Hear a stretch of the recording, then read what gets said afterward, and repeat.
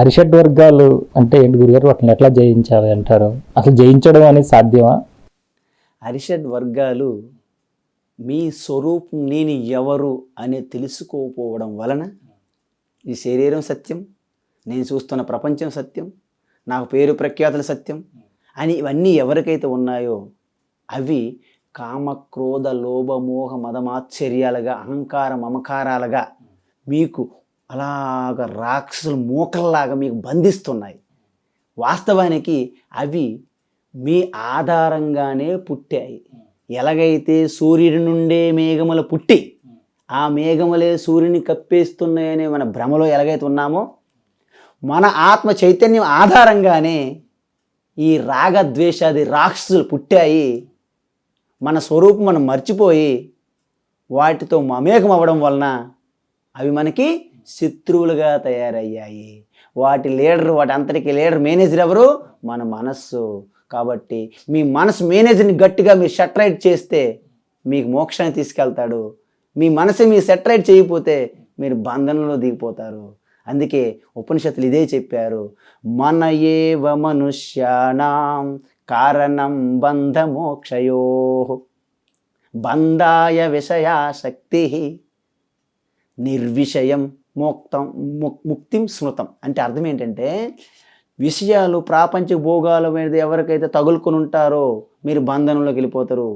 దాంట్లో ఏముంది? నామరూపాత్మము, అది దృశ్య ప్రపంచము, అది నాశనం అయిపోయేది. కాబట్టి దాన్ని విరక్తితో విడిచిపెడతారో వాడు ముక్తులవుతారు. ఇది చెప్పారు. అది భగవద్గీతలో కూడా అదే చెప్పారు. ఉద్ధరేదాత్మనాత్మానం నాత్మానమవసాదయేత్ ఆత్మైవ హి ఆత్మనో బంధుః ఆత్మైవ రిపురాత్మనః. మీ యొక్క మనస్సుని నియంత్రించుకుంటే అది నీకు మంచి మిత్రుడిగా, నీ హితాన్ని కోరుకునే మిత్రుడిగా నీకు సాయం చేస్తాడు. మనసుని నువ్వు కంట్రోల్ చేయకపోతే రిపుహు అంటే భయంకరమైన శత్రువుగా తయారవుతుంది నీ మనస్సు. అది కాబట్టి ఇది జయించడము అనేది మీరు ప్రయాణం పెట్టుకోకండి. ఒక్కసారి వాటిని విస్మరించి మీ వైపు దృష్టి పెట్టండి, అవి అలా జారిపోతాయి. ఎలాగైతే ఒక అప్పు చేసే వ్యక్తి చనిపోయిన తర్వాత బ్యాంక్ అకౌంట్ ఆయనకి సంబంధం ఏముంటుంది? డిపాజిట్లు ఎన్ని తాడికి ఆల్రెడీ చనిపోయాడుగా. అలాగన్నట్టు మీరు ఎప్పుడైతే దాన్ని డిస్కనెక్ట్ చేశారో ఇంకా అయిపోయింది. కాబట్టి జయించడం అనే ఒక ప్రోగ్రాం పెట్టుకోకుండా వాస్తవానికి వాటికి ఆధారం ఎక్కడ ఉంది? ఓహో, నేను అవి సత్యమనే వాటికి ఒక ఆధారం నేను ఇస్తున్నాను, నేను ఇవ్వను పోయి. కాబట్టి వాటన్నిటికీ మేనేజర్ ఎవరైతే ఉన్నారో, నేను ఒక గొప్పవాడిని, నేను ఎంతో పేరు ప్రసిద్ధి సంపాదించాలి, నా కులము, నా గోత్రము, నా గుణగణాలు, నా పిల్లలు, ఇవన్నీ అలాగ బూస్టింగ్.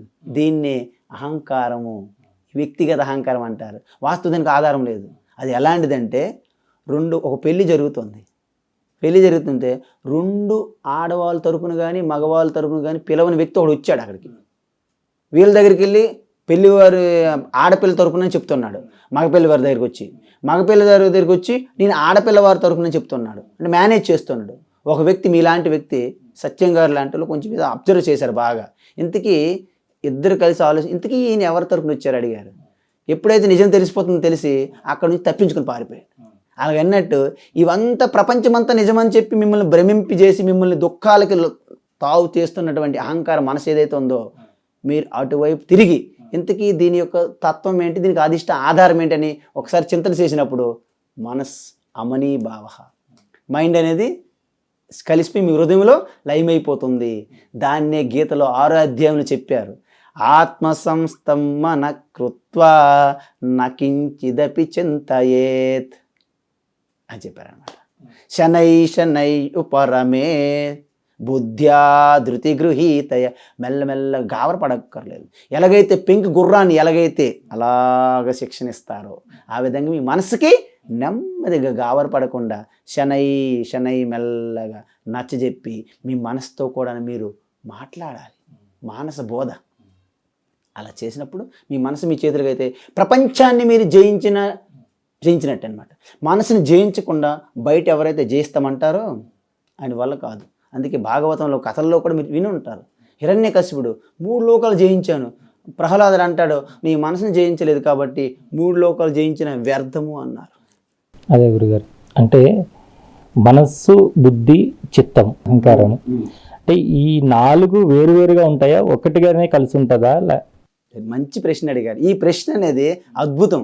ఎవరైతే వేదాంతంగా ఒక స్వరూప చింతన చేసేవాళ్ళు ఇవి అడుగుతారు, జనరల్గా అడగరు. కానీ ఈ 4 అనేది నలుగురు కాదు. ఎలాగైతే మన అమ్మ వంటగదిలో ఒకే చెలగపిండి ఏవేవో పెట్టి ఫస్ట్ బూరి చేస్తుంది అమ్మ, అంటే బూరి అనేది కలిసి ఉంది. ఇంకోసారి అదే మెటీరియల్తో అమ్మ మధ్యన ఒక రంధ్రం ఉంచి ఇలాగ చేస్తుంది, దాన్ని గారె అంటాం, వడ ఏదంటాం. ఇంకేమో ఒక అట్టు వేస్తుంది, దోశ అంటాము. ఇంకోసారి ఏదో కుడుమ అంటుంది, కుడుమ అంటారు. అంటే దాని అర్థం ఏంటి? ఇవన్నీ 4-5 రకాల ఒకటే అని మీరు అడిగినట్టు ఉంది. వాస్తవానికి దీని అంతటినీ కలిపి అంతఃకరణము అంటారు. అంతః కారణము, కారణం అంటే ఇన్స్ట్రుమెంట్, అంతః లోపల ఉండేది. మరి బాహ్యకరణలు ఏంటి స్వామీజీ? కనులు, చెవులు, ముక్కు, నోరు, చర్మం అనేది బయట. అదేవిధంగా మూత్రాశయము, మలము, మూత్రం విసర్జన చేసేవి ఇవన్నీ ఉన్నాయి కదా. సో ఇవన్నీ బయటికి వ్యక్తమవుతున్నాయి, ప్రాసెస్ జరుగుతుంది. కానీ లోపలిది కనిపించట్లేదు కదా. ఆ కనిపించినప్పుడు మీలో ఒక విషయం అనేది జరుగుతుంది. ఆలోచించడము, సంకల్పించడము, వికల్పించడము, సంశయం వ్యక్తపరచడము, ఇంతకుముందు స్టోర్ చేసుకుంది గుర్తు చేసుకోవడం, నేనే చేశాను అనే ఒక కర్తృత్వ భావన రావడము, ఇవన్నీ కూడా ఎక్కడ నుంచి జరుగుతున్నాయి? లోపల కరణము, దాన్నే అంతఃకరణము. ఇప్పుడు అంతఃకరణము మీరు 4 అడిగారు. నేనేం చెప్తాను? 4 ఒకటిగానే చెప్పొచ్చు, 4 గాని కూడా చెప్పొచ్చు. అర్థమైంది కదా. ఇప్పుడు మనము ఆనంద కుటీరంలో ఉన్నాం. భగవద్గీత గురించి ప్రస్తావన చేస్తూ గీతా విజన్ అని చెప్పిన తర్వాత ప్రోగ్రాం సమాప్తం అయ్యింది. అప్పుడు డోర్స్ క్లోజ్ చేసి బయటికి వెళ్ళాం. అక్కడ బయటికి వెళ్ళిన తర్వాత నా మనసు పనిచేసింది. అప్పుడు ఎలాగా? ఇంతకీ నేను తాళం వేసానా లేదా? డౌట్. వేయలేదు, వేసాను, వేయలేదు, వేసాను. అప్పుడు అది మనసు అంటారు. అప్పుడు లేదు, ఖచ్చితంగా నేను వేసాను, ఒక నిర్ణయం వచ్చేసింది, వేసాను, అప్పుడు దాన్ని బుద్ధి అంటారు. వేసానా లేదా ఆలోచించి, ఓహో ముందు వచ్చాము, నీరు తాగాము, బయటికి వచ్చాను, వచ్చిన తర్వాత వేసాను అని అలాగా జరిగిపోయిందంతా గుర్తు చేసుకుంటే దాన్ని చిత్తము అంటారు. ఇంతకీ మీరేసారా నేనేసారు? నేనేసానండి తాళము. మీరెక్కడ వేసారు? నేనేసాను. ఈ కర్తృత్వం ఏదైతే ఉందో దాన్ని అహంకారం అంటారు. అంటే ఇప్పుడు చెప్పండి, 4 కూడాను 1, 4 2 విధాలుగా ఉంటాయి. కాబట్టి దీన్ని అంతఃకరణం అంటారు. అందుకే ఈ 4 కూడాను అవి చేసే ఫంక్షన్లో తేడా తప్ప ఒకటే. ఎలాగైతే కరెంటే ఒకటే, బల్బులో వస్తే వెలుతురు వస్తుంది, ఫ్యాన్లోకి వెళ్తే గాలి వస్తుంది, కూలర్లోకి వెళ్తే కూలింగ్ వస్తుంది, హీటర్ నుంచి హీట్ వస్తుంది, రేడియోకి వెళ్తే సౌండ్ వస్తుంది, టీవీలో అయితే బొమ్మలు కనిపిస్తాయి. ఇంతకీ కరెంట్ అనేకం ఉన్నదంటారా స్వామీజీ? ఒకటంటారా? ఒకటి అనేకంగా ప్రకటమవుతుంది.